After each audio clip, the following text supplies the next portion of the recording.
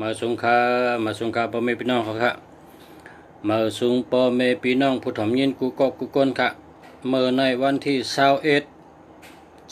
เดือน2 เหง18วันอาทิตย์นะเขาสักคุเมืองดี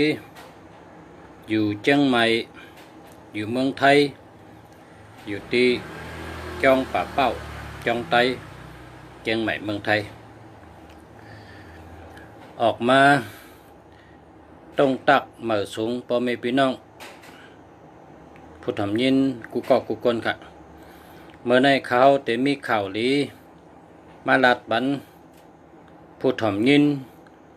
กูก็กูคนพอสู่เจ้ามีกำแต้มมีเจวางไว้จำที่นั่งน่ะ มีเจเหปอดหนึ่งมีกำแต้มเหแหลมหนึ่งวางไว้ห่างแฮนไว้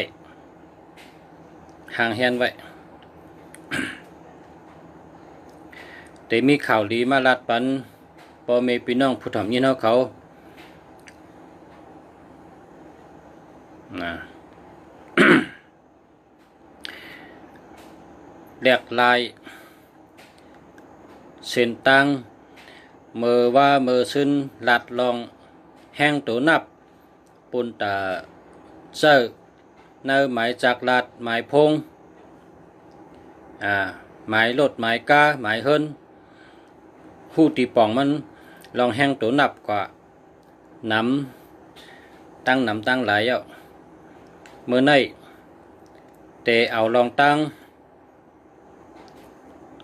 ทงเสือเงินเฮอเป็นสัตเททงเสือเงินเฮอเป็นสัตเททงเสือเงินเฮอเป็นก้นหมักก้นมีบุญตาวันเผอวันมัน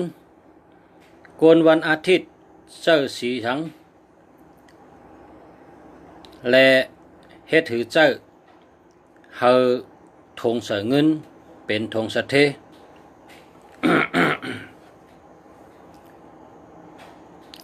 มาสุงค่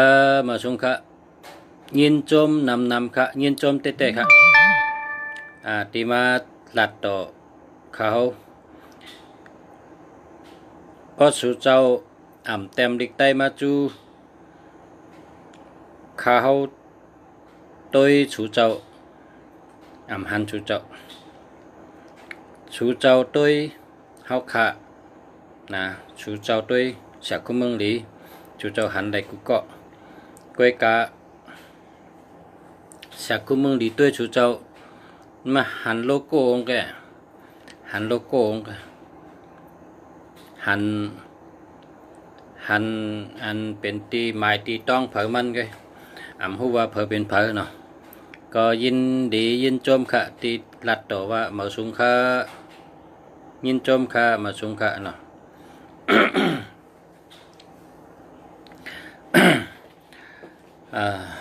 9 โมงมันในแต่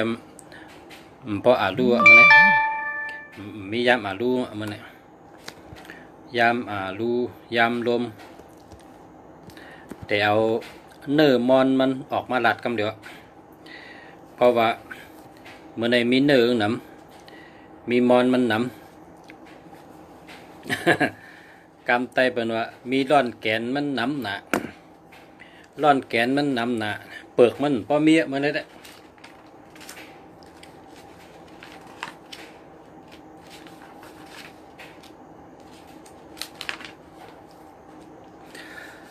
มาสุงค่ะ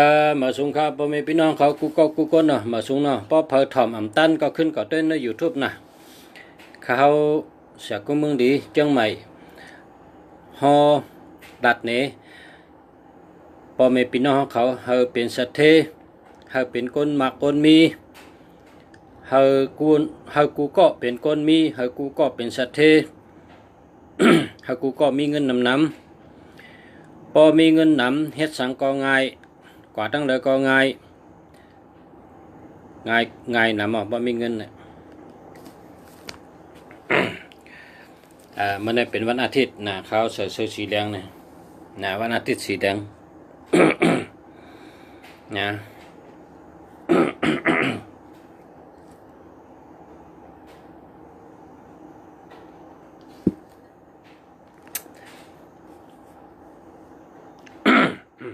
ขันตอค่ะปุนตาเตเป็นสัตเทปุนตาเตเป็นก้นมีนั่นกามไตเฮาเปิ้นว่าแกมปืนลอกะเขาเฮาออกมาฮ้อหลายปอกนะว่าแกมปืนลอกะเนี่ยมันเป็นเจ้าเสียปิญญาสามีจ้องแสนบีนะเมืองใต้ปอทองเต็มไว้เมื่อป่นมา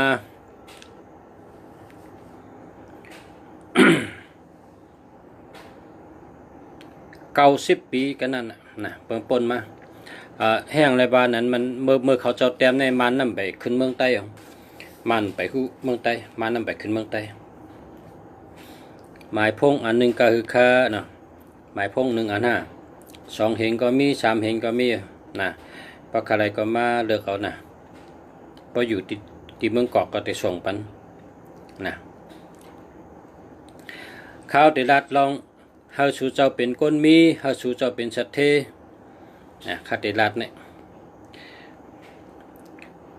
อยู่ในเมืองลอกะก็อ่านแกมปืนลอกะ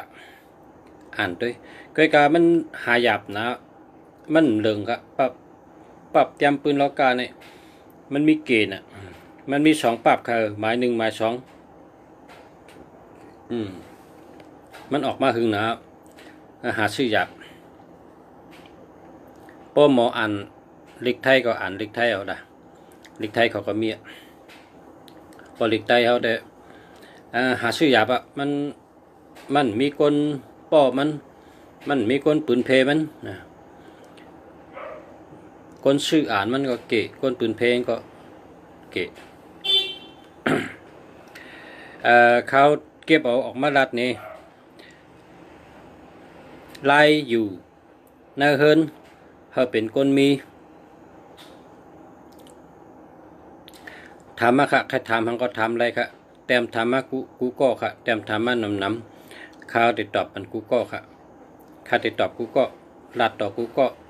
ขึ้นตอบคำถามกูก็ค่ะเคยกาข้าติดตอบเพราะข้าลัดย่อกันนะเมื่อเดี๋ยวได้ขายอดในขิงค่ะลัดต่อพอไม่พี่น้องอันค่าใครลัดกันค่าเตลัดผู้ถ่อมยินว่าอยู่ตั้งเฮอเป็นสัตเทไล่อยู่ไล่กินก้นเฮอเป็นสัตเทเป็นก้นเฮินเป็นก้นเฮินอยู่ในเมืองลอกาในข้าวสารเตไลมีตาเสอันนี้เป็นข้อที่1ครับเพราะว่าข้าวสารกึดครึ่งปุ้งนะเฮอกว่าซื้อกำเดียวเฮอขึ้นมาใส่ไว้ข้าวสารเฮอเตรียมปุ้งตาเสอันนี้เป็นข้อที่1ข้อที่2ใน2 ไผ่เฮามีไข่ไก่ไว้8 ลูกนะไข่ไก่ให้มีไว้ตาเส8 ลูกตีเข่งเจ้าพระเฮามีหมักชมหมักจอกหมักหวาน8 ลูกไข่ไก่เฮตั้งหมักชมหมักหวานหมักจอกในกาปันมาเหลียวในเปิ้นเฮ็ดมาเป็นเกาะนะเปิ้นเอาเกาะเฮ็ดมาเปิ้นเอาพลาสติกในเฮ็ดมาเป็นอันตู้มันเมื่อเอาดีๆนะเฮาชื่อจังนั้นวางไว้ครับเพราะว่าชื่อหมักชมอันเต้มันหมักหวานอันเต้หมักจอกอันเต้เนี่ยมันเป็นเนาเป็ด ชื่อหมักอันตู้นั่นมาไว้หมักจอกก็เลยหมักหวานก็เลย8 ลูกแล้วก็ใน2 ไผ่มีไข่ไก่8 ลูกไข่ไก่ก็เอาไข่ไก่อันตู้นั่นอันเป็นเอาพลาสติกเฮ็ดมานั่นก็เลยนะ8 ลูกนะข้อที่1ข้าวสารข้อที่2ไข่ไก่ข้อที่3หมักส้มเฮามี8 ลูก ข้อที่4อย่าไปหุงข้าวหุงผักนาเฮินนะ นาเฮือนเฮานั้นอย่าไปหุงข้าวอย่าไปหุงผักเพราะหุงข้าวหุงผักอันนี้มันตื้นเป็นก้นมีได้นะเพราะว่าเฮาก็ต้มกับหุงนาเฮือนเฮาเนี่ยเฮามีได้ตีต้มตีหุงนี่หรือได้อยู่ตั้งหลังเฮือนข้อที่5เตอกูตีนอนอย่าไปไว้โคเล็งกูตีนอนเฮานั้นเจ็ดถูกูวันอย่าเฮามีมุนนะเฮามันเริ่มไว้แต่เสนะแต่กูตีนอนเท่านั้นโคเลี้ยงต่างเมียวอย่าไปไว้เฮามันเริ่มไหลมดใช้ไว้แต่เสแต่กูตีนอน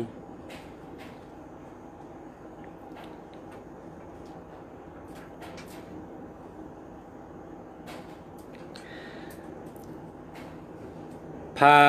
เสือตีนอนพาเสือตีนอนพาปูตีนอนนั่นโลเลยเป็นสีเหลืองสีเขียวสีกะพีอันนั้นก็มีสีเหลียวนะอย่าไปให้มีหางต้นไม้กิ่งไม้และหนามนะเพราะว่าต้นอันมีหนามกิ่งไม้ต้นไม้เพราะไหนเพราะเขาเอาเฮ็ดตีนอนเท่าไหนแต่เป็นยอกกะเอ็นตั้งรูปซ่อนกันนะเพราะเอ็นตั้งรูปซ่อนกันเนี่ยได้กับขึ้นห้องยาให้ได้กับผ้าก็เพราะฉะนั้นอันผ้าเสื่อที่นอนนั่นหรือได้เป็นผ้าอ่ำมีต้นไม้อ่ำมีน้ำนะเป็นแผ่นสีเหลืองก็ได้สีเขียวก็ได้สีกะพีก็ได้นะครับเพราะหนังผ้าขาวอันเป็นสื่อห้องยาอันเป็นสื่อฮอตแต่ฉะนั้นอันนั้นเนี่ยอย่าเปียมาสื่อนอนละเพราะเผลอมาสื่อนอนก็อย่าไปนอนหรือ5 วันเพราะนอนหรือ5 วันเนี่ยเป็นยอกะนะก้นอันเอาแผ่นขาวมาเฮ็ดผ้าสื่อนั่นเปิดนอน1 วัน2 วัน3 วันได้เพราะมันเต็ม5 วันเพราะป่น5 วันก็เป็นยอกะนะผ้าขาวนั่นนะแผ่นขาวผ้าขาวนะอย่าไปอยู่ข้างละ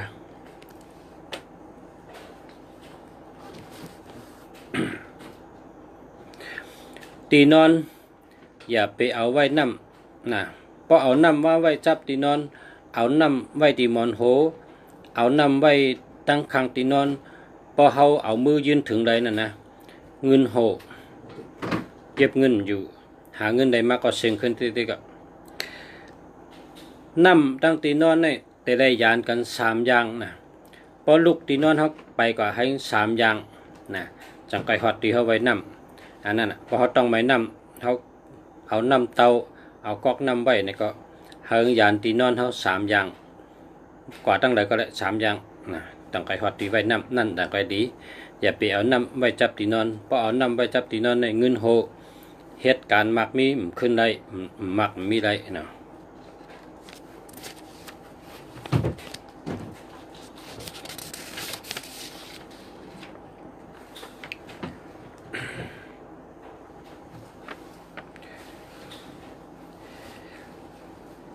ทางยุกยักอย่าไปไว้จับตีนอนนะอย่าไปไว้จับตีนอนลาทางยุกยักนี่ก็แต่ได้เวไม่เรียกอันแคกขี้หูแก๊สกิมแก๊สกับเน็บตีนเน็บมือกิมให้เจ้าไหนอย่าไปไว้จับตีนอนเพราะไว้จับตีนอนก็อันนี้ก็เป็นคนมีเลยนะเนื้อเฮือนอย่าไปเอาโหชัดมาไว้นะเนื้อเฮือนอย่าไปเอาโหชัดมาไว้เพราะเอาโหชัดมาไว้จำเป็นยอกะเมียวดีเขาเฮือนเขาเย่พี่น้องบางทีเพราะเขากะยื้อเลยพันเขาก็เอาก็โหพันมาตอกไว้เนื้อเฮือนเพราะเขากะยื้อเลยยื่งเขาก็เอาก็โหยื่งมาตอกไว้ที่เฮือนดีเฮ็ดละนะปั้นเป็นสัตว์เนื้อเถินอย่าไปเอามาไว้เนื้อเฮินเพราะเอามาไว้เนื้อเฮินอันนี้ก็เป็นคนมีเลยครับตื้นเป็นคนมีแล้วบะ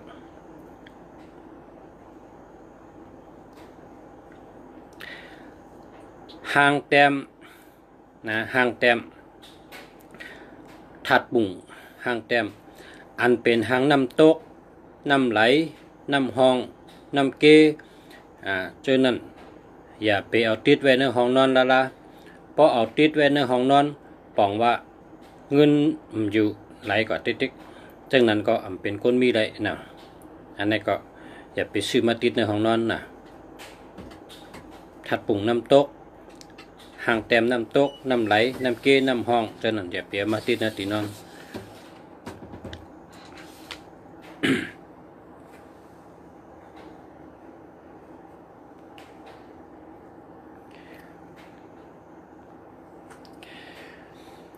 กำในซ้ำถงเสือเงินถงป้าถงเสือเงินถงเงินเผาถงเงินมันปุนตาโกนวันอาทิตย์เนาะปุนตาโกนวันอาทิตย์เฮาเจ้าถงเงินสีล้ำสีกำสีส้มสีเขียวแต่ไหนหลีเตะเพราะว่า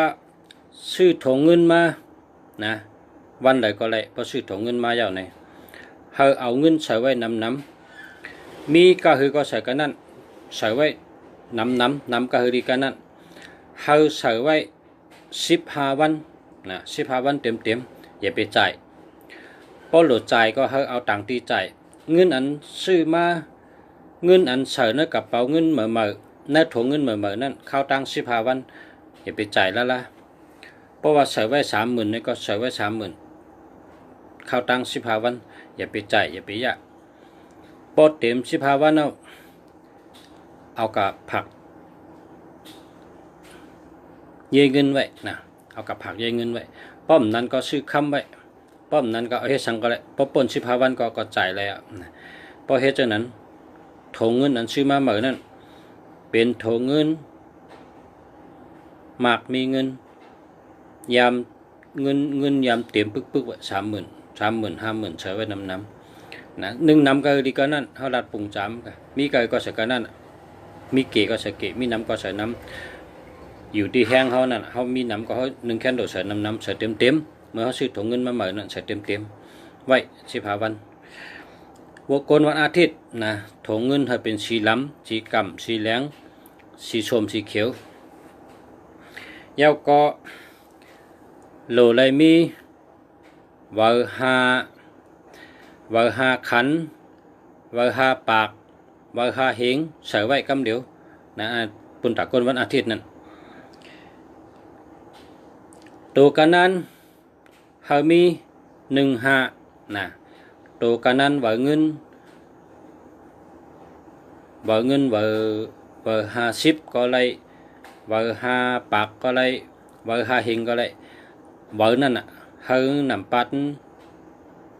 ดอันเป็นเฮ็ดตัวกันนั้นตัวนับนั่นเฮามีตัว15นะ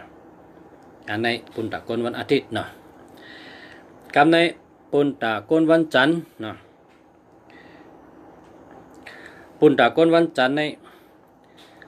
ถงเงินเฮาเป็นสีล้ำสีเหลืองสีกำสีกับผีก็เลยนะเฮาเอา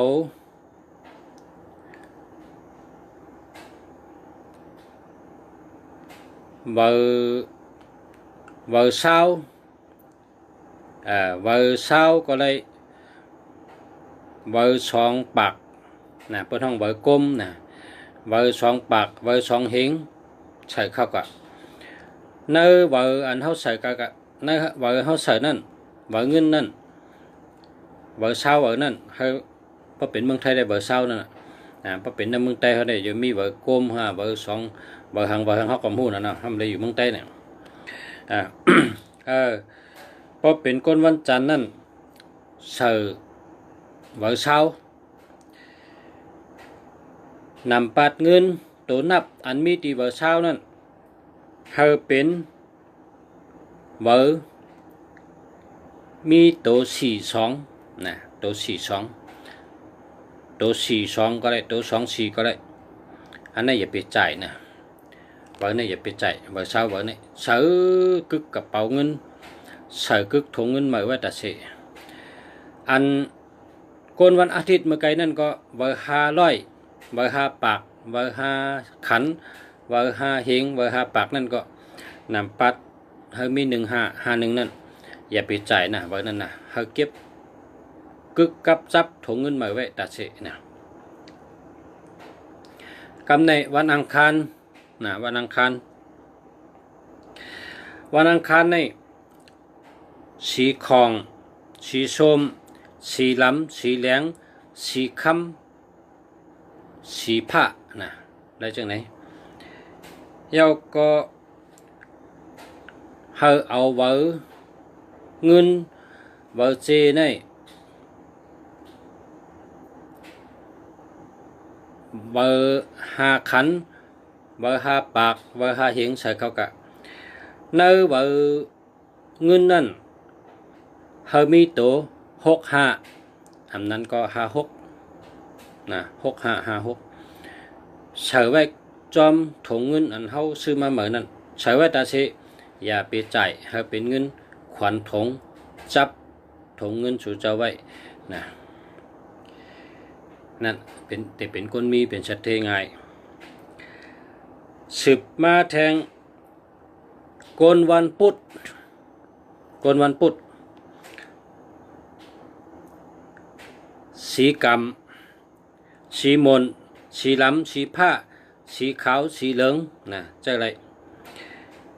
ยาวก็พอเป็นเมืองไทยก็เอาเบอร์เช้านะเบอร์เช้าแคปเช้าเนี่ยสี่เขาก็ยาวก็ตัวนับตัวกันนั้นตัวนับเบอร์เงินนั่นเฮามีตัว64อันนั้นก็46ใส่เข้ากับไว้เบอร์นั้นอย่าไปจ่ายเฮาเป็นเงินขวัญถุงอยู่กึกกับจับถุงเงินเจ้าอันซื้อมาเหมือนนั้นตาเสนะสุดที่เป็นชัดเทต่อมาแทงสืบมาแทงโกนวันพัดนะโกนวันพัด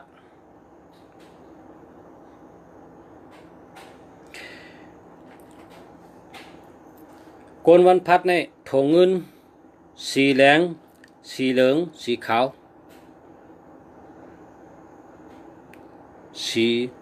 สีค่ำก็ได้นะสีเหลืองค่ำนะนั่นก็ได้ โกนวันพัดในเอาเบอร์ปากนะเบอร์ร้อยนะกำไทยเป็นเบอร์ร้อยเบอร์ปากเบอร์เฮงเบอร์1,000นั่นเบอร์เฮงใส่เข้าก็ใส่อันตั้งชุดพอใส่เข้าก็คนวันพัดในตัวนับเบอร์เงินนั่นให้เป็นตัวนับ3663เบอร์นั่นเบอร์ร้อยเบอร์นั่นชูเจ้าอย่าไปจ่ายชูเจ้าไว้กึกกับจับถุงเงินมาชูเจ้าต่อก็เป็นรายปีก็อย่าไปจ่ายนะเป็นเงินขวัญทองชูเจ้าเป็นสัตเทเป็นคนมี สืบมาแทงวันศุกร์นะวันศุกร์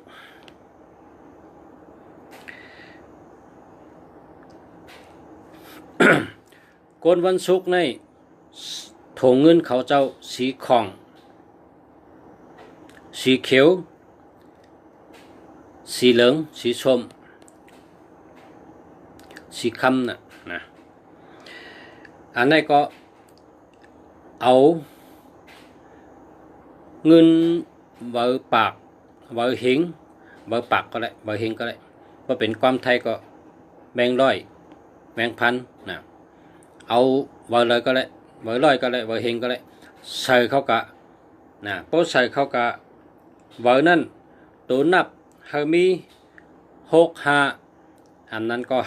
56พอเบอร์นั้นเบอร์ใส่เข้ากะนั้นเบอร์ร้อยก็อย่าเบอร์หิงก็อย่าพอชูเจ้าใส่เข้ากะนี่อย่าไปจ่ายกินนะเฮาไว้เป็นเงินขวัญถุงกึกกับจับถุงเงินชูเจ้ากว่านะ ต่อถึงก็หลายปีเมืองเอาไว้นั่นนะชูเจ้าติดเป็นคนมี เป็นสัตว์เท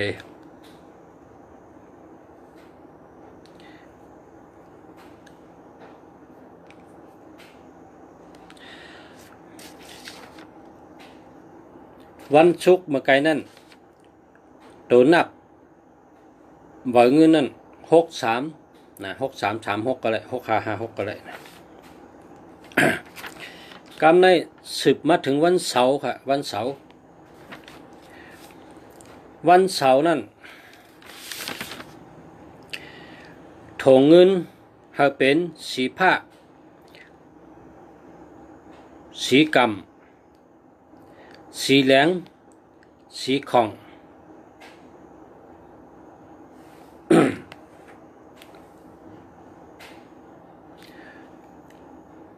สีล้ำนะ กำในพอซื้อเอาในก็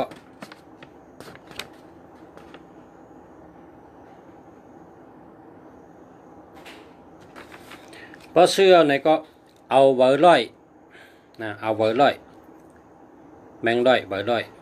เบอร์ปากกำไตเบอร์ห้องเบอร์ปากตีมีตัวนับนะตัวนับ7 8 อันใดก็ได้7 8ก็ได้8 7ก็ได้ใส่เข้ากับไว้พอใส่เข้าก็อย่าไปจ่ายนะอย่าไปจ่ายเงินไว้นั่นอย่าไปจ่ายเฮามันเป็นขวัญทงสู่เจ้ากึกกับจับจอมถงเงินสู่เจ้ากว่าวันหน้าสู่เจ้าจะเป็นชัดเท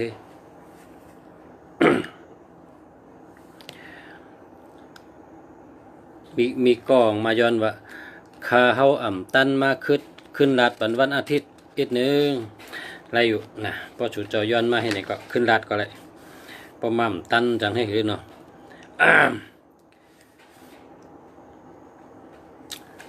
คนเกิดวันอาทิตย์นะมีอยู่คนย้อนมาขึ้นลาดขึ้นถงเงินสู่เจ้าสีส้มสีเขียวสีล้ำสีกำนะถงเงินสู่เจ้าพอก็ซื้อมาแล้วเฮาเอาเงินเบอร์5 ปากตีอันมีตัวนับ15อันนั้นก็51ใส่เข้ากับพอใส่เข้ากับนี่ก็เบอร์นั้นอย่าไปจ่ายนะเอาเป็นเงินขวัญถงไว้อยู่กับจับจอมถงเงินชูเจ้ากว่าวันมื้อหน้านะชูเจ้าเตเป็นคนมีเงินนำนะเป็นชัดเทนะ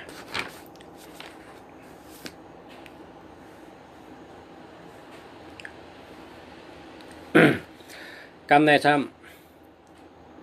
อันนี้ได้เป็นลองหยุ่มย้ำปูสละเปตังกาลาเฮาสละเต้นสละอ้างสละอุ้งพระสละกัตถะตั้งหลายสละต้วยไพ่สละต้วยลายมือสละต้วยตัวนับตั้งหลายเขาเจ้าเอาเป็นต้วยปันลูกน้องตะเป้ไรค่ะเนาะดูปันสุเจ้านะครับปันข้างสุเจ้าต้วยเอาแต้มเอาต้องไว้ให้ก็เป็นตั้งหยุ่มยำก้นเฮาหมังเกาะหมังจุ้มหมังเจอเป็นตีปึงตั้งเจอเป็นแห้งเจอปันก้นอันตึกหาเส้นตั้งมือญาตั้งหยาบผึดทุกขากินเจอตันเจอว่นอ่ำปองเจนจ้าหังอ่ำปองหาตีปึงตั้งเจอเฮญาสลาลีเฮญาเสียลีเสียมีศีลมีธรรมเสียมีกติเสจจะเสียชอดผีชอดก้นเสียอันมีศีลสมาธิสติปัญญาเต็มทนเฮเลยเอากัดลาดปันห่อปันต้วยปันพี่น้องตั้งน้ำเป็นพ่อนดีค่ะเอากัดใจค่ะแหละครับปันข้างสู่เจ้าปู่สลาไต้นายสลาไต้ดังหลายเจออันต้วยเปตังกาลาไพ่แลต้วยลายมือแลต้วยตัวนับแลก็ลงเจ้าเมืองตั้งหลายก็เอาเจอหลายค่ะเนาะวันฉัง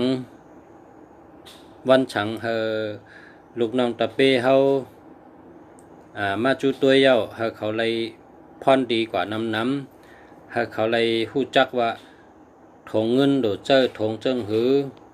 โหลเฮ็ดหือซื้อโหลเฮ็ดหือเจอ ลองเจอตื้อถงเงินก็ก้นกูก็หรือมีถงเงินกูก็ก้นนึงก็หรือมีถงเงินกูก็มันจะค่ะก็เปิดจากนั้นแหละไล่เจอถงเงินในก็ในกำผาในเปิ้นก็อันเท่าการเดเพนมาในอันปรับอันเท่าเขาเอามาปิ่นปันชูเจ้าเนี่ยมันลูกมึงเก็บปันมาค่ะนะลาติมางให้เป็นตั้งหยุ่มย้ำของพี่น้องเก็บปันค่ะในกำผาในเก็บปันในหยุ่มเป็นที่หนึ่งกำเดียวค่ะนะเก็บปันในหยุ่มเป็นที่หนึ่งหลังที่หนึ่งพอลองเปต่างกาลาตุยถงเงินเนี่ยแก้มเปต่างเนี่ยหลังเลยเปิ้นค่ะในกำผาเนี่ยเปิ้นก็ขึ้นเอาลิกเก็บปันเนี่ยปิ่นเป็นดิกอังกฤษปิ่นเป็นดิกไทยมาถึงเขาขาดให้เนี่ย มันลูกติเก็บปานมาครับพอมีพี่น้องเขาลัดในตีมางให้เป็นตั้งหยุ่มย้ำพี่น้องเจ้าคือคนคือเก็บปานเขาเก็บปานเขาหยุ่มย่าหยุ่มพอเผอปิ่นทงเงินนี่ก็หลากหลายจู่กิ้งกำเหลียวในว่าเก็บปานเขาวันนั้นนะเมืองเก็บปานนี่นะพอเผอว่าเหตุการณ์หลายปีทงเงินเขาในมันหมักแฮ่มันมีน้ำแฮ่มันเป็นชัดเท่นี่ก็จำเปลี่ยนด้วยนะจำเปลี่ยนด้วยเลยพอมีพี่น้องผู้ทำยินเขากูก็กูคนนะจำเปลี่ยนด้วยนะเปลี่ยนกำไตเป็นวางก็แหลกจำแหลกด้วยเลยนะแหลกถงเงินนั่นน่ะแหลกถงเงินเผยแหลกถงเงินมันด้วยเลยนะอันนี้มันเป็นตั้งหยุ่มย้ำเจ้าคือพี่น้องแก่ปั่นครับเงาเตะจะตีมันลูกกระนั้นให้ปิ่นเป็นภาษาอังกฤษแล้วก็ปิ่นมาเป็นภาษาไทยแล้วก็ลุงชาก็เอาเนื้อภาษาไทยขึ้นมาเป็นภาษาไต้เอากำไทยมาเป็นกำไต้ปันค่ะเนาะกำในสืบแทงเมื่อในข้าเขาลัดว่ามอนมันหนำเปลือกมันป้อนน้ำมาเนี่ยนะ มอนมันหนำก็ร่อนแกนมันหนำร่อนแกนมันหนำข้าแต่สืบแทงเมียวนะก็ทำได้นะสืบแทงเมียวเกาเมียวในอัมโลมีเนี่ยว่าเกาเมียวเนี่ยพอมีเกาเมียวเนี่ยแต่เป็นชัดเทในหยาบคนวันนั้นทำจำตัวได้นะเกาเมียวในมีหังพองติเป็นว่าอย่าไปหามีเนี่ยพอมีเนี่ยเป็นชัดเทหยาบแต่ได้มักได้มีในหยาบพอมีเกาเมียวเนี่ยอย่าไปหามีเกาเมียวเนี่ยใครอยู่ก็เลยอยู่นะอยู่ในสวนในนาอยู่ตีเฮิรนตีเยอยู่ในคูเนเวงอยู่วันน้องหน้าปังเกาเมียวเนี่ยอย่าไปหามีพอมีเกาเมียวเนี่ยมันตัดได้เป็นชัดเทเนี่ยมันก็เป็นได้นะเขาว่านั้นนะจำถ่อมได้เลยนะพอมีพี่น้องผู้รำยินนะ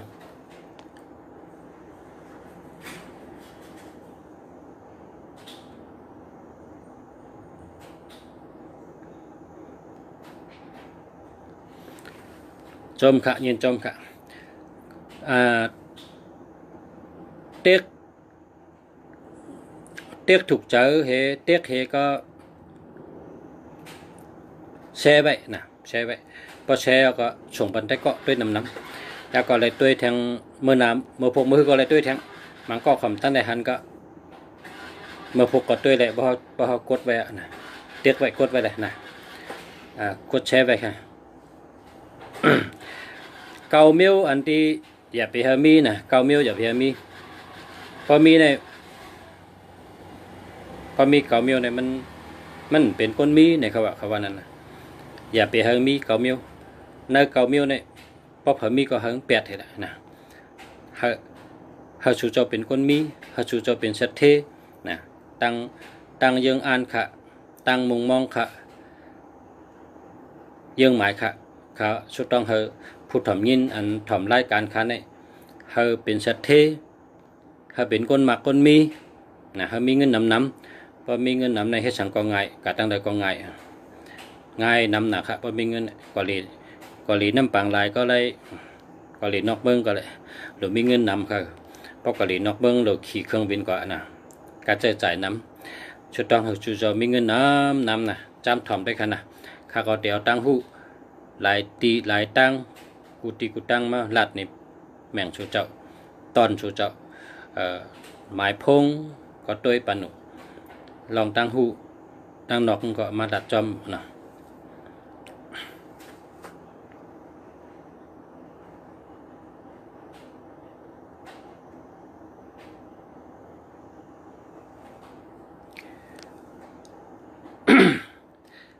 เกาเมียวอย่าไปมีนะพี่น้องเขาค่ะอยู่วันนอกเกาหลีอยู่เนิมเวงเกาหลีอยู่ที่ไหนเกาหลีเกาเมียวอย่าไปมีหนึ่งนะอันที่หนึ่งเนี่ยนาดีที่มันกึดแบบนาดีที่มันกว่านะนาดีกึดนาดีฐานเชิงห้าก่อยห้ามันได้มีฮะใช่ไหมนาดีติงกว่านั่นน่ะอย่าไปไว้ในเฮิรนน่ะเอาแปดพอมีนาดีก่อยในเฮิรนเนี่ยพอมีนาดีอันก่อยอันกึดเนี่ยมันตัดเดียยางกับจูเป็นก้นมีเนี่ยมันความไรคะนะในข้อที่หนึ่งข้อที่สองพักตูนะพักตูห้องก็เย้าพักตูเฮิรนก็เย้าพักตูล้านก็เย้าพักตูเถียงให้เถียงหน้าก็เย้าอย่าไปเอาสีล้ำเสือนะแผ่นสีล้ำตาสีล้ำเป็นสีล้ำเลือกสีล้ำอย่าไปเอาใส่พักตูละในข้อที่สองนะข้อที่สามมันจำแตกมันจำอันเฮายักด้วยนี่อันเฮายักนายักตาเฮากวนมันจำแตกอันนี้ก็อย่าไปเอาพอมีก็เอาแปดไกลๆนะข้อที่สามในมันจำอย่าไปไว้ในเฮิรนป้องแตกข้อที่สี่แปกขัดติ่งป้นปีแปกขัดติ่งป้นปีปับเยี่ยมวันอันป้นปีปับเยี่ยมวันในพอเจอปีในโมดาในก็ให้เก็บเป็ดอย่าไปไว้ในเฮิรน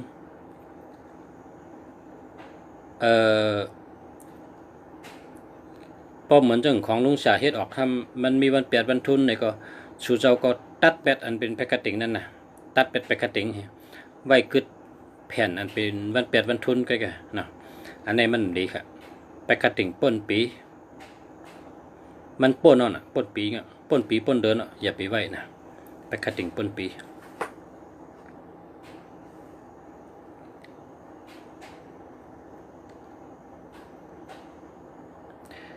ข้อที่ห้าหวานข้าวแตกหวานพักแตกโคกแตกหม้อแตกพาราแตกหม้อน้ำแตกของแตกของเก่ามีเนื้อเฮิรน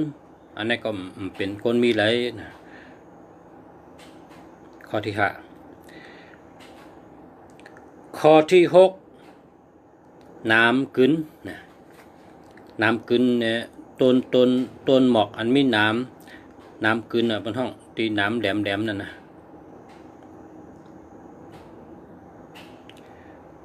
อย่าไปผูกเนื้อเฮิรนเนี่ยอย่าไปผูกเนื้อเฮิรนนะอันนี้ก็มีไรนะมันเป็นคนมีไรคำไกอุบแล้วก็เจ็ดนะเจ็ดต้นไม่ตายมันก็เปิดเอาต้นไม่ตายแล้วขึ้นมาเฮ็ดเป็นโคมหมอกใส่แสงห้าใส่เจคำห้าเป็นขึ้นเป็นต้นเป็นลำให้ก็ขึ้นมาขายด้วยกับด้วยมาเป็นต้นไม่ตายนะเป็นเอาเฮ็ดเหมือนต้นหมอกให้มาขายต้นไม่ตายจุกกว่านั้นนะต้นไม่ตายจุกดีแล้วล่ะในก็อย่าไปมีนะเฮิรนนะ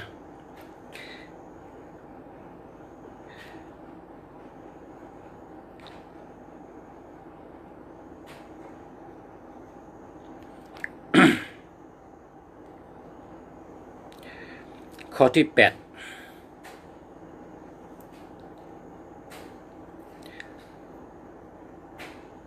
ลูกนอนสีเขียวนะลูกที่นอนตาสีเขียวแบบสีเขียวคำว่านาลูกที่นอนมันก็เอาสีเขียวมาตาเนี่ยมันได้ละค่ะอันนี้มันเป็นคนมีหลายผาลูกที่นอนนั้นข้อที่เก้าตั้งนั่งนะตั้งนั่งในปอดเท้าเฮาเมเท้าเฮายามนั่งเมื่อเขามีเมืองก้นน่ะ นะพอเท่าเขาไม่เท่านั่งเล่นนั่งเล่นอิงเล่นนั่งเล่นอิงเล่นมันแคมน่ะเป็นต่างนั่งไม่ซักของห้าเช่นนั้นต่างนั่งก้องแงกก้องแงกต่างนั่งเขเช่นนั้นต่างนั่งจักแตนต่างนั่งจักไก่หน้าเช่นนั้นต่างนั่งปอดเท่าเขาไม่เท่าเขาต่างนั่งก้นเท่าอันเจ้าตายกะเจ้าตายเขาสมเก็บมาไว้ในเฮือนเขานะอันที่เก่าเนี่ยอันนี้มันดีแล้วละต่างนั่งนั่นผีเขานั่งก้นตายก็เป็นผีขึ้นนั่งไว้เป็นต่างนั่งเขาน่ะนะมันก็ยังตรงทั้งกุ้ยต่างนั่งช่วงนั้นนะอันนี้เกาเมียวเนี่ยอย่าไปมีนะเกาเมียวเนี่ยอย่าไปมีเพราะเผยเคยเป็นก้นหมักก้นมีเพราะเผยเคยเป็นชัดเทเกาเมียวเนี่ยอย่าไปมีนะพอมีก็แปดหมดนะทำลงฉลาดแล้วก็แปดหมด อันนี้เป็นลองตั้งหยุ่มยำพี่น้องเมืองจับปันค่ะที่ในเมืองจับปันเนี่ยเป็นขึ้นเยอะมาสูงเป็นเอาไปหมักมีเป็นเยอะกำไตว่าเป็นไว้อาเยงลองไผ่หมักมีไงเมืองจับปันเนี่ยนะเมืองเป็นขึ้นเยอะมาสูงเยอะเมืองเป็นดอนแล้วเป็นก็ปกป้องคนเมืองเป็นเฮาเป็นคนมีเฮาเป็นคนสัตย์เทดังนั้นนะเป็นก็มีฉลาของเปิ้นนะฉลาเหมือนจังฉลาใต้เฮาเฮ็ดไว้ยามกันโดยวันแปดวันทุนโดยเลินมาเลินรองโดยวันดีวันอ่ำดีใช่ไหมในก็ทุกจำใต้เฮาแต่เมืองแก่ปันเขาซ้ำโดยนำเลยใต้เฮากันเนี่ยเป็นจำกันเขาเจ้าเมืองแก่ปันเอามาปิ่นมาถึงพี่น้องเมืองไทยข้าซ้ำกว่าเอาหลีกไทยมาขึ้นเป็นเรียกเป็นลิกได้นะ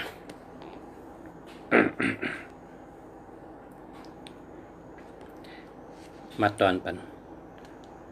พี่น้องผู้ถ่อมยินนอกเขาได้เป็นสัตเทหลงเนาะถามหมายพงเลยถามอะไรครับถามมานำถามมานำยินจมนำค่ะยินจมเตะโจถามมาละกำขาดเต็มตอบปันนะตอมเต็มตอบกูก็ค่ะขาดตอบกูก็เต็มตอบขึ้นกูก็นะลีห้าอ่ำลีแคมห้าอ่ำแคมเป็นจังหือในขาดเต็มขึ้นชงปันเจ้าถามมาอะไรครับนะอย่าไปเจอเล็กอย่าไปใจเล็กอย่าไปใจเปิงชูเจ้าอย่าไปว่าลุงเสียคู่มึงดีนี่ลาดปบเขาถามสังก็มันลาดต่อเขาเต็มก็มันตัวมันก็อุบติ๊กเนี่ยอย่าไปว่าเขาย้อนลาดก่อนกำขาติดตอบอันชูเจ้า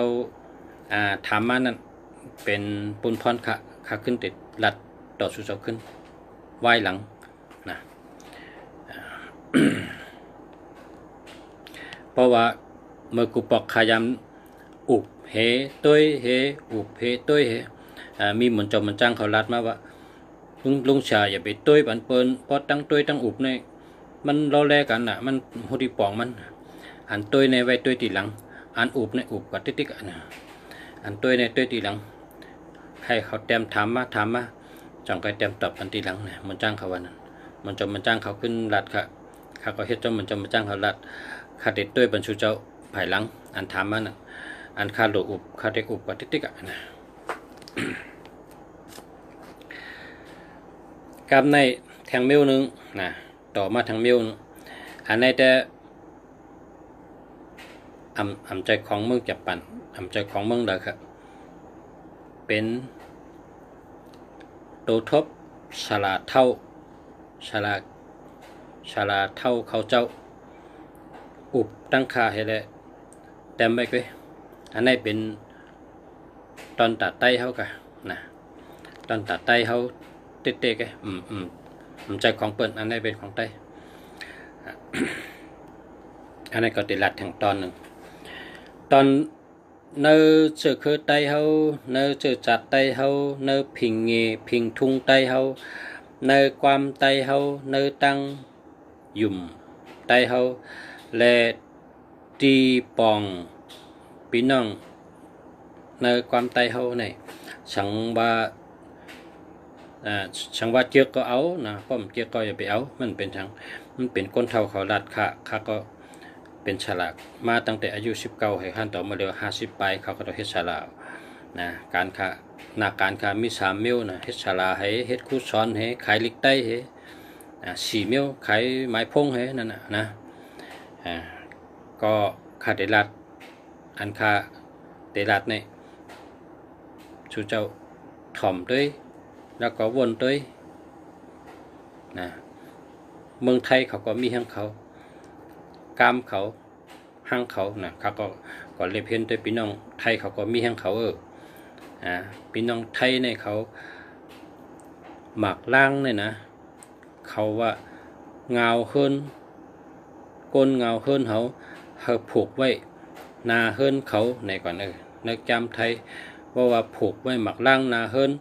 หมักล่างเห็ดตัวหนึ่งกล้วยเห็ดกอหนึ่งเนี่ยพอผูกไว้นาเฮิรนเนี่ยลีนาเนี่ยนั่นนี่เป็นตั้งยุ่มยำพี่น้องไทยนะเพราะว่ากำไทยเนี่ยเขาปองว่าเนี่ยว่าหมักล่างเนี่ยนะหมักล่างเนี่ยปองว่าขนุนมันหนุนมันจอยนะครับต้นกล้วยฉันปองว่าต้นกล้วยนั่นเฮ็ดฉันก็ง่ายนะเหมือนหนังกินกล้วยนะปองจังอันนี้ตั้งอยู่พี่น้องไทยก็มาตัวพี่น้องไต้เขาที่คาเลยอุบปะเท่า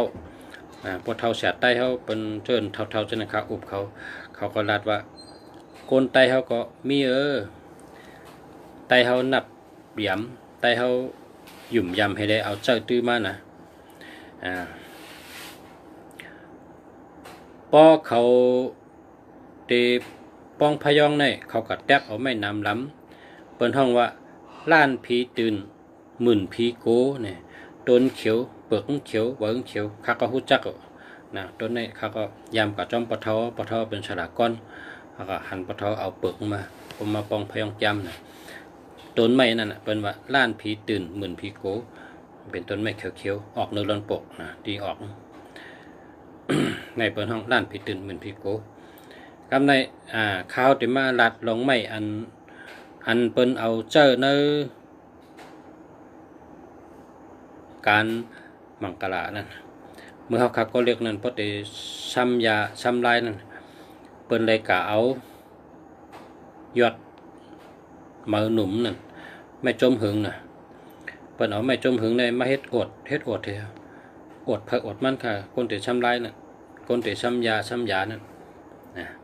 เปิ้นเอาไว้ไม่จมหึงในมาเอามาก็เลยเจ็ดยอดเป็นมาเสิร์ฟที่เพิ่นคู่เพิ่นคู่สาระอันที่ซ้ำลายเป็นเท่านั้นนะซ้ำลายจังนี่ซ้ำตัวเล็กนี่จอมผิวหนังก้นมือที่ซ้ำนั่นไรกะเอามือไม่จมหึงยอดไม่จมหึงมากูก็กะไว้เอากะย้อนเอาเฮียเอาขึ้นมาเป็นหมอกที่อันเท่าซ้ำลายนั่นซ้ำยานั่นเฮียสาระอันที่ซ้ำเป็นเท่านั้นก็เป่าน้ำสารเนื้ออดไม่จมหึงนั่นขึ้นปันเขากินนะกินน้ำไม่จมหึงและฝือไม่จมหึงค่ะเมื่อแต่ซ้ำยาซ้ำลายก้นกุปอกกันนะเมื่อปันเขาก็เล็กนะอันนี้ก็ข้าเอามาเต็มว่าไม่จมหึงไม่จมหึงในเผื่อเขามาอยู่ที่หัวเมืองน่ะที่วันหมักล่างนั่นมันต้นใหญ่น่ะมันมีที่หัววันหมักล่างนั่นต้นใหญ่มันทางเล่าน่ะต้นไม้ดงนั่นต้นใหญ่ต้นดงเปิ้นก็เฮ็ดเจ้าเมืองเฮก็เปิ้นไว้กูปีนะเปิ้นก็ไว้ต้นไม้จมหึงพระหลวงก็ย้อนนั่นนะคนเฮ็ดสวนก็ย้อนดองสวนคนเหลเถื่อนก็ย้อนดองได้หากินหาย่ำเขานะเป็นต้นไม้จมหึงเปิ้นก็เฮ็ดเจ้าเมืองให้ไว้ไม้จมหึงนั่นนะเปิ้นนับถือน่ะเปิ้นปันเผยยะนะอันนี้ก็หันปอกที่2ปอกที่1มือซ้ำลายปอกที่2หันเป็นห้ามครับใต้หัวเมืองใต้จัดที่เป็นอันเป็นคนหมอกใหม่ล่างคือเป็นอยู่ไว้จ่าที่เต้วันหมอกล่างนะเป็นว่าอย่าไปย่านะไม่จมหึงเนี่ยเป็นไม่ทอดไม่แมดนะไม่จมหึงนะในกรรมไตเขาก็ว่าจมก็จมหึงก็หึงนั่นนะไม่จมหึงแล้วก็ไม่แทงอันที่พี่น้องไตว่าป่องความไตเป็นไม่ดีนั่นก็ไม่หักนะไม่หักในปนเอาอย่างตาอัน อันสารกอกสารปุ้งสารแอบสารเพิ่นในคนเมื่อก่อนเขาในเพิ่นตาหักให้เตี้ยคานฉันพอตักน้ำไหลนี่ก็ต้นหักต้นไม่หักแทงอันซ้ำอันที่สามซ้ำเป็นไม้กำเกาะนะไม้กำเกาะนี่ก็เนื้อตีป่องกำไตเขาก็ป่องว่าอันดีนะกำเกาะอันนี้ก็เป็นไม้ทอดไม้แมดในกำไตยาวแทงมิวตีเมืองเฮานะตีเมืองไตเฮาพอเผอเฮ็ดตั้งก้าเหม่อนี่เขาก็เอาไม่ต้องก้านะไม่ต้องก้านี่เบิ่งเยอะเบิ่งยาวเปิ้นเอามาเป็นแหนบคนเฮ็ดตั้งก้าเหม่อนะเพราะเขาก็ขายกัดเนี่ยก็เมืองใต้เขาในมันเป็นกัดเป็นวงนะ5 วัน 7 วันเองจับกันกัดในกัดน้องไข่กัดหน้าเต็ดกัดชิ้นเน้นที่ไหนกว่าเหลี่ยงกับเป็นกัดเปิ้นเอาเบอร์ไม่ต้องกล้าเนี่ยกว่าหับกับจอมเปิ้นว่ากล้าขายลีนะครับอันนี้ก็เนื้อไตเอาอยู่ว่าเป็นไม่ดีนะไม่ต้องกล้าแล้วก็เปิ้นผูกไว้ในสวนอ่ำเป้าไก่ขึ้นนะที่คนเมืองเฮาอยู่ยำว่าเป็นไม่ลีนั่นก็ไม่หังแทงนะไม่สังคำนะไม่สังคำอันนี้ก็เป็นผูกไว้จอมหิมเพื่อนกำเดียวยาวแทงไม่แทงมิ้วเป็นไม่เจ้าล้อมนะไม่เจ้าล้อมเปิ้นว่าไม่เจ้าล้อมนั่นมันเฮมิ้วดีเปิ้นเฮ็ดไปยอก้าเปิ้นปล่อยอาตัดอามองมาถึงตัวเฮาไรเนี่ยว่าไม่เจ้าล้อมนั่นอันนั้นก็เปิ้นผูกไว้หิมเพื่อนนะไม่เจ้าล้อม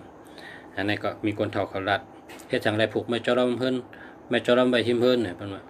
เหมือนหนองปลายหอกเขาว่าพอเปิ้นเฮ็ดไปยอก้ามามันแกดเขเปิ้นเจ้าเฮิรนนั่นมันเป็นเพนะแม่เจ้าล้อมยอก็หมอกหมูปากทับเนี่ยในเมืองใต้เขาเนี่ยหมอกหมูปากทับเนี่ยเป็นหมอกมังกรหมอกปากทับเนี่ยชื่อนะเป็นมังกรลีแล้วก็หมอกแทงมิ้วเปิ้นห้องหมอกปากปีเนี่ยพี่น้องใต้เขาลูกเยอะเนี่ยหมอกปากปีอันนี้ก็เป็นก้ามมังกรในใต้เขาแล้วแทงมิ้วหมอกมังเขนะหมอกมังเขนี่ก็ปลายแหลมเหมือนปลายมิดปลายเลี้ยวเลยพอเขาติดเพชรน้ำหมอกคอนเนี่ยเปิ้นก็เอามามัดจอมกันมีหมอกมังเขยอดไม้กลางยอดถั่วเฮนะยอดเมือหมักกานะ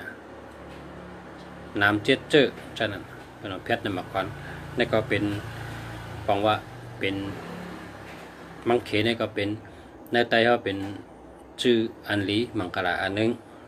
แล้วก็ถั่วเฮแล้วก็ไม้กลางนะเท่านี้อันนี้ก็มันนี่ก็ปุ่มชูกันได้มิวเลยเอามาอ่านไว้ก็ข้าวลัดขอกล้ามข้าวเนี่ยข้าวเดี๋ยวเอาลงไว้ใน YouTube นะมันก็หายเพราะว่าผักเห็ดถ่อมตีหลังนี่ก็ขึ้นเข้ากับด้วยใน YouTube ครับก็มีนั่นเขาพอแม่พี่น้องเขาสั่งใครสืบมาถามเนี่ยก็ถามได้นะแล้วก็สืบมาทางต้นกล้วยในเฮ็ดสังแลพี่น้องใต้เฮาเกี่ยวผูกก็ยินคนเฒ่าว่าเนื้อกาว่าหวานนะหวานในบนว่าเหงมิ้วหวานเหงมิ้วพอกำมาในบนว่ากระมงปองตะทองนะกระมงปองตะทองเนื้อหวานเหงมิ้วนั่นอันใหญ่เลยเป็นกล้วยเขาอะนะหวานชัพพะหวานหวานชัดเทวะหวานเจ้าศรีวลีวะหวานสดหวานเงยหวานชัพพะหวานกูมิ้วนะต้นกล้วยเนี่ยเป็นที่หนึ่งนะครับนะเป็นที่หนึ่งในหวานทั้งหมดเนี่ยมันเยอะเลยเปิ้นต้นกล้วยเนี่ยก็ไปเป็นหวานอันหนึ่งแล้วก็ต้นอ้อยอันนี้ก็เป็นหวานนะเป็นหวานทั้งมิ้วหนึ่งอันนี้คนเฒ่าเขาดัดด้วย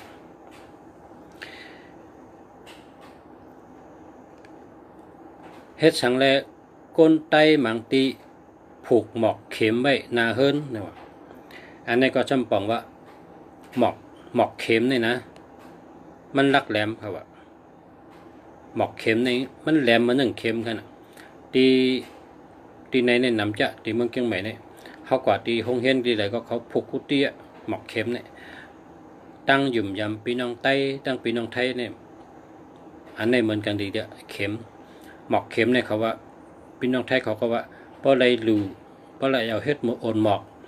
กันโตสระใช่ไหมครับเป็นรองลักแหลมนะเป็นรองลักแหลมก็เพราะฉะนั้นหมอกเข็มเขาผูกกุฏิในแต่เมืองใต้ก็ผูกหมอกเข็มใต้ก็ห้องหมอกเข็มก็อย่างนะ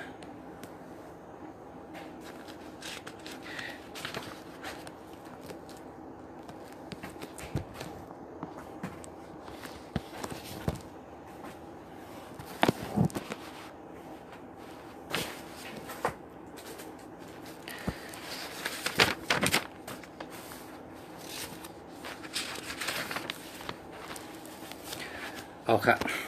ก็ติดด้วยปันหมายพงอันพ่อแม่พี่น้องทำมาให้อิดกันแล้วก็คติตอบกูก็นะตอบปันกูก็อันมันก็ถามตีป่นก่อนฉะนั้นก็คติขึ้นเตรียมตอบปันโอเคนะกูก็กูคนครับพี่น้องผู้ทำนี้น้องเขากูก็กูคนคติขึ้นเตรียมปันว่าจ่องดีห้ามดีเนี่ยเนาะคติหุบเพลาดว่าอันเริ่มดีเนี่ยป้อมดีก็อย่าไปเจออย่าไปให้มีเนาะอันนั้นก็ที่เปิ้นห้ามเจอที่เปิ้นว่าอย่าไปมีก็1221เนี่ยเปิ้นฮักค่ะ1221เนี่ยป้องจับกันนะตัว1ตัว2ตัว2ตัว1เนี่ยเนื้อกลางก็เยอะตั้งโหงก็เยอะตั้งหางตั้งกลางตั้งใดก็เยอะอย่าไปให้มีป้องมีในเปิ้นฮักค่ะ1221เปิ้นฮักเผอก็ฮักคนอยู่จำก็ฮักตะเปตะปานก็ฮักลูกเมก็ฮักเพิ่มฮักให้ก็1221เนี่ยนะแล้วก็1331อันนี้เป็นคนต่อใช้ใหญ่เจอปิดเจอแก้มเจอลำไงนะแล้วก็ว่าเจอจระหังเป็นศพเป็นเพนะมีเพทั้งรองไผ่รัดจ้านะผ่ายไปวนก็มันลาดีปนชบปนกับปนชบปนปากกันนะเป็นว่ามันมีสติขัดนะในกล่อมดีนะ1331กล่อมดี1881อันนี้ก็เป็นใจครับอย่าไปใจ1881นี่ก็เหมือนนักคนเขาทำรับสิ่งผิดคนใจ1881เนี่ยมันดีนะอย่าไปใจนะญา8ญาแหลนภาวะจัดปานก็ขึ้นเยอะแล้วนะมันเฮืองไรมันมักมีแหละนะ1881ก็ดีแล้วก็2772อันนี้ก็มันมีเงินนะผ่านเงินแล้วก็3773อันนี้ก็ทุกค่านะทุกค่าตูทุกค่าเจอแล้วก็มีเพนะเพนำใหม่ไพ่ใหม่เพรถเพกานะรถปีนกาปีนรถตำกาตำนะเพเลยผ่าเลยเย็บจังไง3773ในก็มันดีนะแล้วก็ทางอันก็6776อันนี้ก็มันดีค่ะนะ67ก็มันดี76ก็มันดี67ก็มันดี76ก็มันดีเป็นว่าในก็ทุกค่าลองตั้งหักทุกค่าลองการเงินอำตันตายก็ตายอำตันลูกก็ลูกอำตันชุ่มก็ชุ่มนะผัวเมียกันก็หักกันเลยผัดเลยยานกันผัดที่ก็ผัดตายเนี่ยเป็นวันไปถึงกิ่งตายก็เลยตายนะเพราะว่ามี6776ในก็เป็นโกนะอันในทีมดีค่ะอย่าไปเจอนะกันในเฮาค่ะทำได้อุบลองอันดีมันพองนะคำพองแต่ว่าอันดีจำลาตาลุงเสือนะอันดีก็นำนะครับอันดีในนะ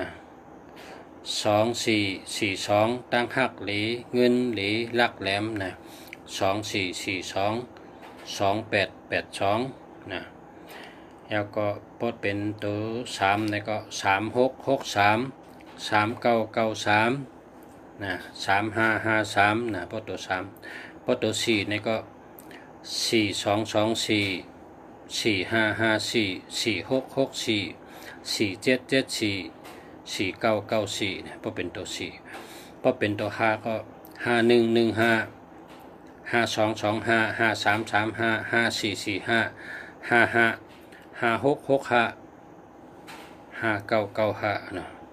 พอเป็นตัว6เนี่ยก็6116 6226 6336 6446 6556 66 6996นะพอเป็นตัว6พอเป็นตัว7เนี่ยก็7887 7997นะเป็นตัว7447นะพอเป็นตัว8เนี่ยก็8998 8228นะเพราะเป็นตัว8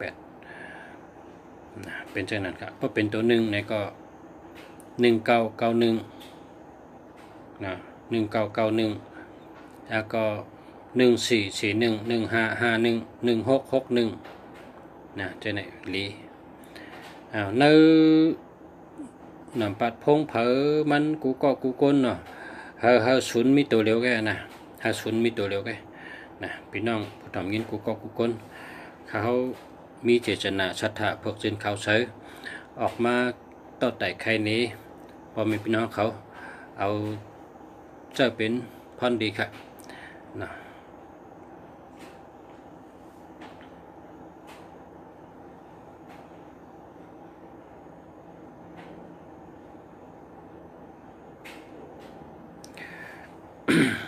ค่ะ